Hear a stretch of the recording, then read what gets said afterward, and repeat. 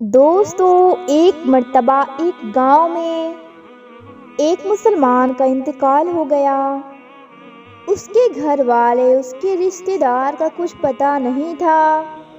جب کسی مسلمان کی موت ہو جائے اور حالات ایسی ہو کہ اس کے گھر میں کوئی موجود نہ ہو، اس کے رشتہ داروں کے بارے میں کچھ پتہ نہ ہو، تو ایسی حالت میں گاؤں والے اور پڑوسی والے اسے سنبھال لیتے ہیں کہ اس دنیا کو چھوڑ کے جانے والے شخص کو ہم غسل دیں گے، اس کو دفنانے کا انتظام کیا جائے گا۔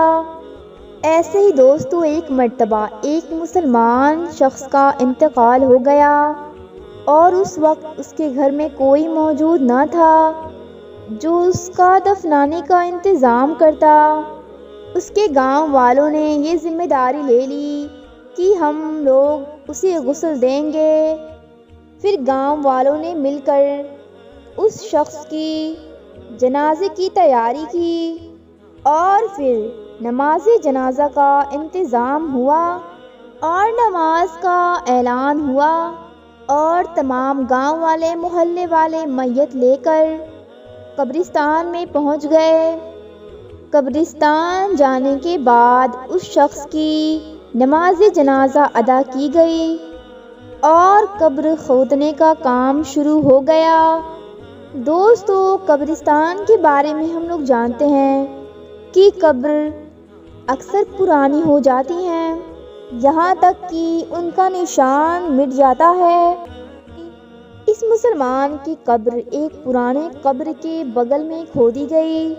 دوستو، جب اس کی قبر کھودی جا رہی تھی، جو بغل میں قبر تھا وہ زمین میں بیٹھ جاتی ہے، جس کی وجہ سے قبر میں موجود مردے کے پاؤں نظر آنے لگتے ہیں، اور جو اس نئی قبر کو کھود رہے تھے، اور جب ان لوگوں نے اس قبر کو دیکھا تو وہ لوگ خوش ہو گئے اور مسکرانے لگے۔ دوستو، ان لوگوں نے دیکھا کہ اس قبر کے اندر گلاب کھل رہے تھے۔ وہ لوگ یہ دیکھ کر بہت حیرت انگیز ہو گئے کہ آج سے پہلے ہم نے بہت سی پرانے قبریں دیکھی ہیں جن کے اوپر کئی درخت اور پھول تو نظر آتے ہیں، اور درختوں کے سائے میں ہم نے بہت سی قبریں دیکھی ہیں، مگر قبر کے اندر ہم نے کبھی پھول لگے نہیں دیکھے۔ اس منظر کو دیکھنے کے بعد لوگ یہ فیصلہ کر لیتے ہیں کہ آدھی قبر تو کھل گئی ہے، تو کیوں نہ اس کی اچھی طرح سے تعمیر کر دی جائے۔ دوستو، جب ان لوگوں نے اس قبر پر اچھی طرح سے غور کیا اور قریب سے دیکھا تو کیا دیکھتے ہیں کہ قبر سے میسر ہونے والی بہت اچھی خوشبو آ رہی تھی۔ خوشبو بہت ہی پیاری تھی۔ گاؤں والوں نے دیکھا کہ قبر تو بہت پرانی تھی، اس کے باوجود اس مردے کا جسم بالکل صحیح سلامت ہے اور اس کی کفن کی چادر ذرہ برابر بھی میلی نہیں ہوئی ہے۔ دوستو، یہ منظر دیکھنے کے بعد سبھی لوگ حیران ہو گئے۔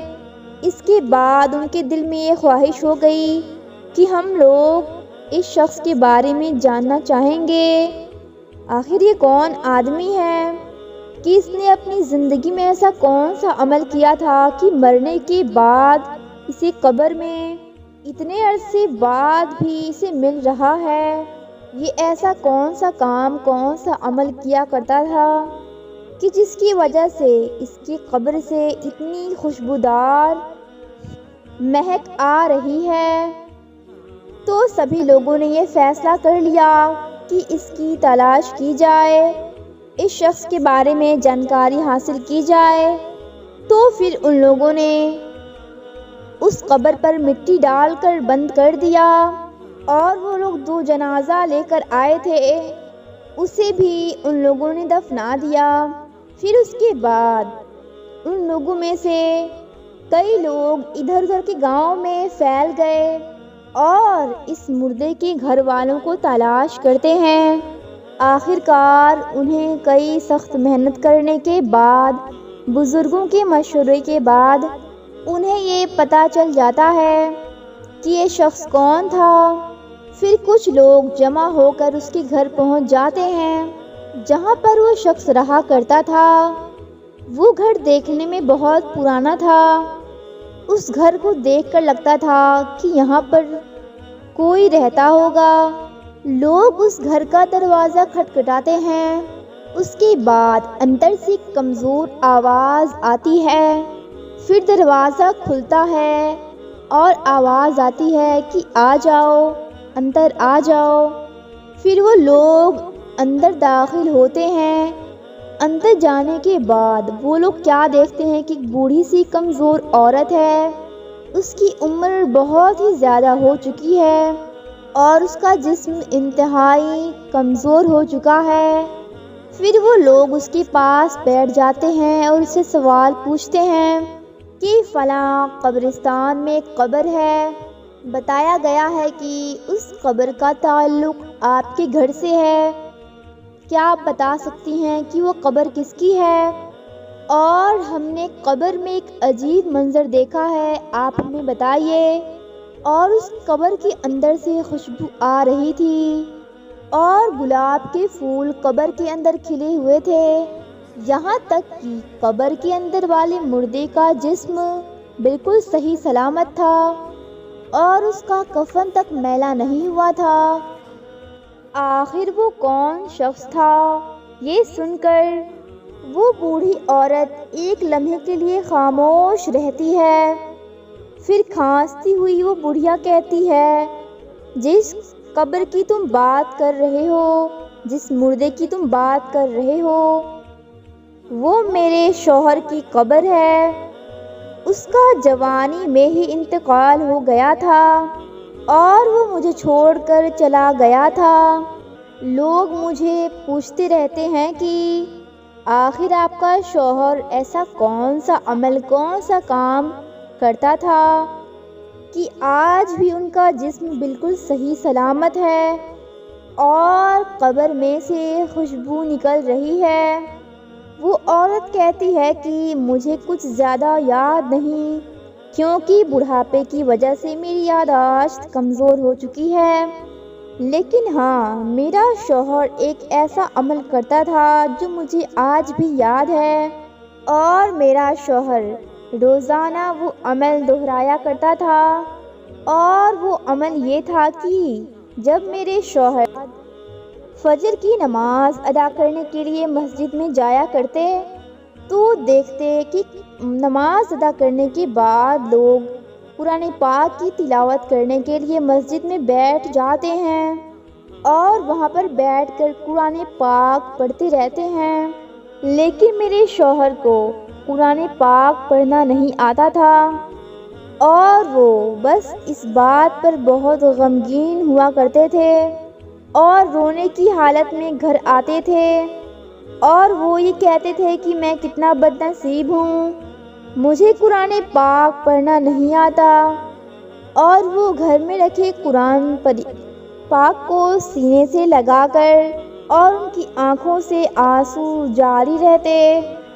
قرآن پاک کو کھول کر جو بھی آیتیں سامنے آتی اس پر وہ اپنا ماتھا پھیرتے اور کہتے، یا اللہ، تو نے جو اس قرآن پاک میں کہا ہے وہ حق ہے اور تو سب سے بڑا سچا ہے اور تیری کتاب سچی ہے۔ اور وہ کافی دیر تک مختلف آیتوں پر ہاتھ پھیر کے یہ الفاظ دہرایا کرتے تھے اور ان کی آنکھوں سے آنسو زار و قطار نکلتے رہتے تھے۔ اس کے بعد وہ قرآن پاک چوم کر سینے سے لگا لیا کرتے تھے اور اس کو اپنی جگہ پر رکھ دیا کرتے تھے، اور یہ کام میرا شوہر روزانہ کیا کرتا تھا۔ مجھے لگتا ہے کہ شاید یہی عمل ہے، اسی عمل کی برکت سے آج ان کی قبر مہک رہی ہے۔ دوستو، قرآن پاک محبت کی ایک چھوٹی سی مثال آپ کے سامنے پیش کی گئی ہے۔ آج کل کتنے ایسے لوگ ہیں جنہیں قرآن پاک پڑھنا آتا ہے، پھر بھی وہ لوگ قرآن پاک نہیں پڑھتے ہیں، اور بہت لوگ ایسے ہیں جو قرآن پاک پڑھنے کے بعد اسے بھول چکے ہیں۔ اللہ پاک سے دعا ہے کہ ہمیں اور آپ کو اور دنیا بھر کے سارے مسلمانوں کو قرآن پاک پڑھنا اور اس پر عمل کرنے کی توفیق عطا فرمائے، آمین یا رب العالمین۔